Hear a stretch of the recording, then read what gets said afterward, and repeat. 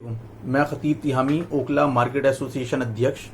इस वीडियो के माध्यम से मैं अरविंद केजरीवाल जी और अनिल बैजल जी से अपील करना चाहता हूं कि पिछले 45 दिनों से हमने अपनी दुकानें बंद कर रखी हैं और 31 मई को हमें ये उम्मीद थी कि हमारी दुकानें ओपन कर दी जाएंगी, लेकिन ऐसा नहीं हुआ।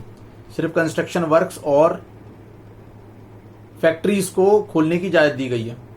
अब मेरा सवाल यह है कि जब कंस्ट्रक्शन वर्क में यूज होने वाला मटेरियल मार्केट खुलेगी नहीं तो कहां से मिलेगा। दूसरा यह है कि फैक्ट्रीज में जो भी प्रोडक्ट्स बन रहे हैं उसकी सेल कहां होगी जब दुकानें बंद रहेंगी।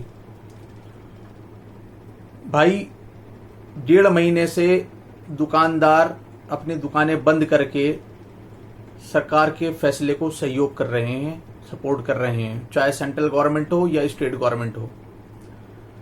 लेकिन हर चीज की एक इंतहा होती है, एक लिमिट होती है। अब वो लिमिट क्रॉस होती जा रही है। एक लॉकडाउन का टाइम पीरियड होना चाहिए कि भाई 1 महीना 1.5 महीना। अब 1.5 महीना हो गया। 1.5 महीने के बाद भी आप लोग ये कह रहे हो कि भाई अभी सिर्फ कंस्ट्रक्शन वर्क्स और फैक्ट्रीज ही खुलेंगी, दुकानें नहीं खुलेंगी। यार ये तो सरासर नाइंसाफी है भाई।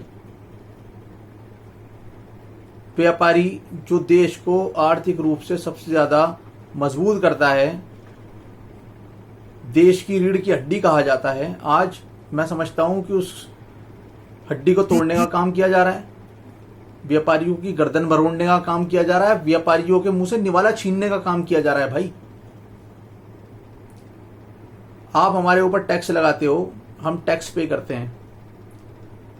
आपने हमसे ये बोला कि लॉकडाउन का ऑर्डर आपने पास कर दिया। चलो कोरोना के केसेस बढ़ रहे थे, हमने देश हित में कुर्बानी दी, अपनी दुकानें बंद करके सरकार को सपोर्ट किया। आपने 1 रुपए की हमारी मदद नहीं करी।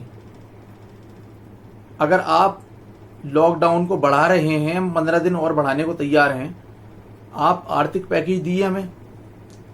जो जिसके कारोबार का लेवल है उसके अकॉर्डिंग उसको आर्थिक पैकेज मिलना चाहिए। पीएम केयर्स फंड में पिछले साल हजारों करोड़ रुपए आए और मुसलसल आते रहे हैं अभी तक। वो पैकेज आप व्यापारियों को दीजिए ना। फिर आप उनसे बोलिए कि आप अपनी दुकानें 1 हफ्ता और बंद कर लीजिए, आप अपनी दुकानें 15 दिन और बंद कर लीजिए। हर बंदे का अकाउंट में, हर व्यापारी का अकाउंट में आप कैश डालिए ना। हमारी मांग है आपसे।